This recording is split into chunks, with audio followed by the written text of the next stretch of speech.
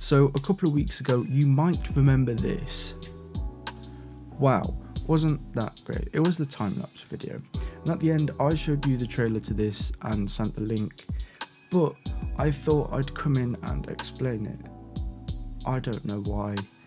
I just wanted to talk about it, to be fair. The link will be in the description again. Go check it out if you haven't already.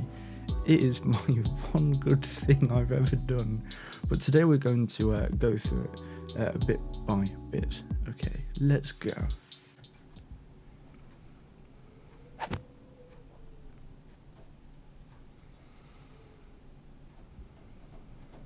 Wow, what amazing animations. I'm joking, they're pretty awful. So for a bit of context, this was my college project for the end of the year, my end of year creative project, and it turned out pretty cool. It was supposed to be about isolation and stuff for quarantine. You can say quarantine, for quarantine. So yeah. So what we have is we have a very empty room.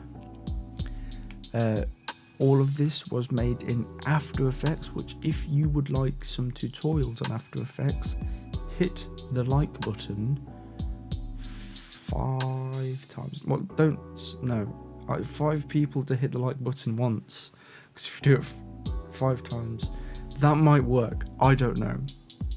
Just make sure that the button's blue at the end of it.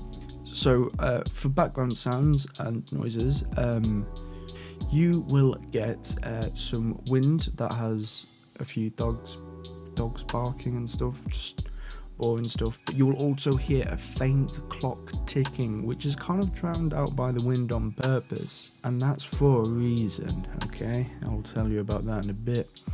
And then you'll also hear some banging that has a low pass filter, which sounds like it's coming from a different room.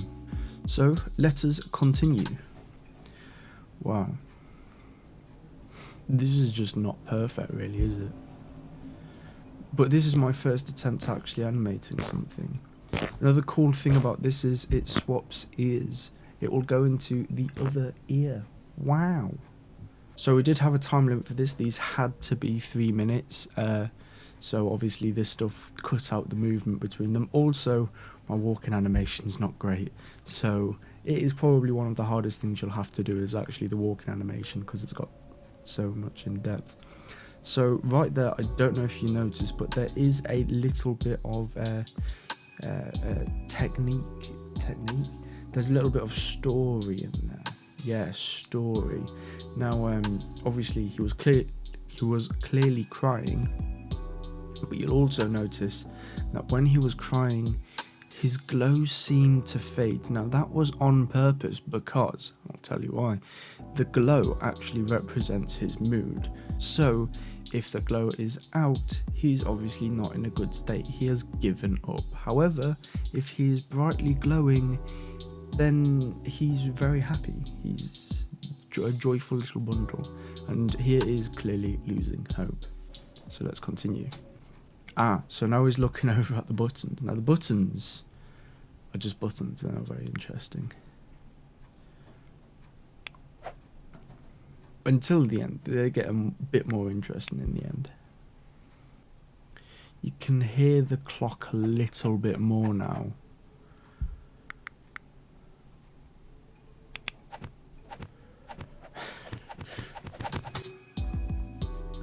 Okay, so when it gets to this bit, honestly, I just didn't know how to transition. So what he's supposed to be doing is he's supposed to be getting angry because the buttons aren't doing anything, and then he decides to, I'll break my way out of here. If I was to do this again, I would look into animating some like rubble coming off of the punches to show that he's actually doing stuff. And he is actually doing stuff, it's just not very show, it doesn't show very well.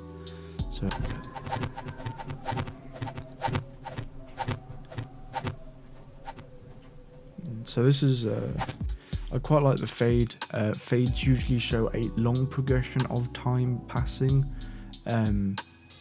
So obviously, when he was pulling it, you can kind of go, oh, he stops after that. But with this one, it supposed to make it feel a lot longer.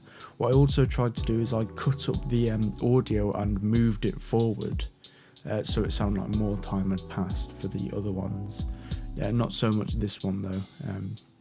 So yeah. And then that's his last straw. And then here he's going in between out of the... So here he's going in and out of being really from the glow. So obviously there's no dialogue, but you can kind of tell that the glow is kind of lost. He's losing that glow that's supposed to represent happiness and hope, I guess. And then he hears a knock on the door, and that jump that he just did. And then here we go. We know now that there is another person. Wow. And then they're communicating there to... Obviously the only thing that they have in common is they want to know about the buttons. Who has the buttons, and both of them have the buttons, and that was the communication there. Again, I would have liked this to be a little longer and a little more clear, but here we go for the big reveal. I'll just pause it there. But obviously the time restraints, and as you can see, there is not a lot long left, so it's quite the process. Had to do it quite quickly. So this bit was one of the more interesting bits. If I can just get rid of that so we can see a shot. So this is why it wasn't automatically cropped all the way through, and I had to use like black bars because it needed to expand. It shows that everyone is kind of in the same position, but kind of different ways through it. So some people have just been dropped in, some people are glowing a lot more than others, some people are not glowing at all. Obviously all represents them and who they are, but they, you know, might have been the same time. And then a few little bits are different just to show it up, but this is actually more key than I think it played out to be, because what you end up seeing is everyone is acting in their own way, but not all of them are acting the same. So there's no jump between this and the end one. It's a little bit more interesting, and I'll play it through to the end, and then I'll give my talk, I guess.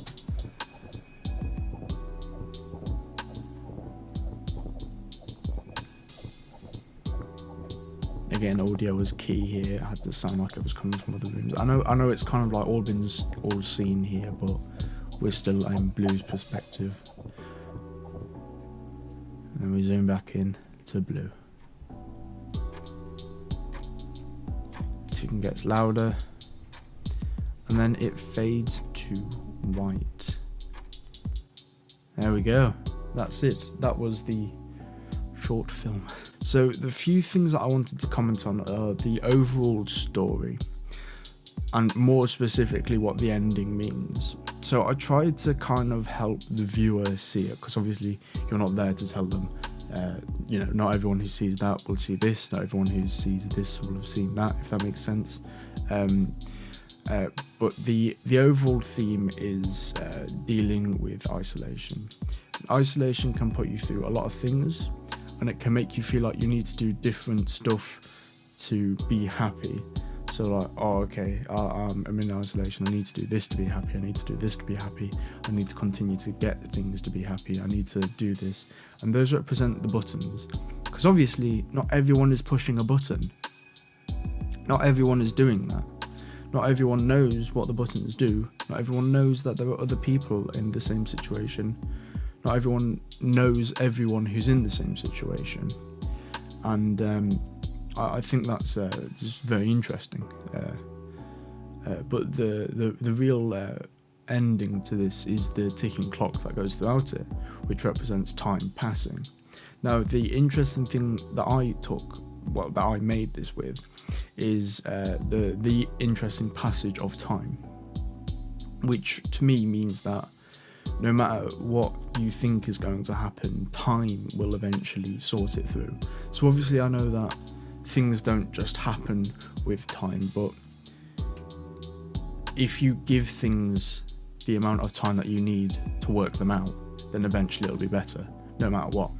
So I hope you can understand what I mean by the passage of time, that time doesn't fix things, it just gives the ability to make them seem better, if that makes sense.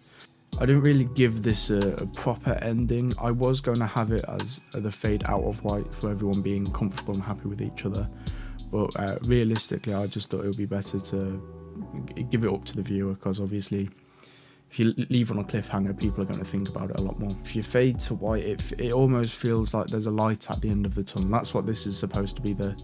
This is supposed to be the light at the end of the tunnel for the characters. So maybe your interpretation could be that it doesn't get better, but I think that this helps it get better.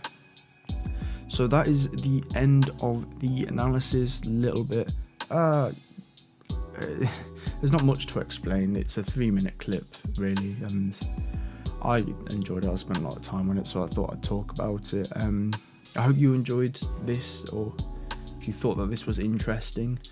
I'm not an expert on this, so a lot of this I may get wrong, but then I shall try and make it better, and I will probably re-release videos when I learn how to spoken.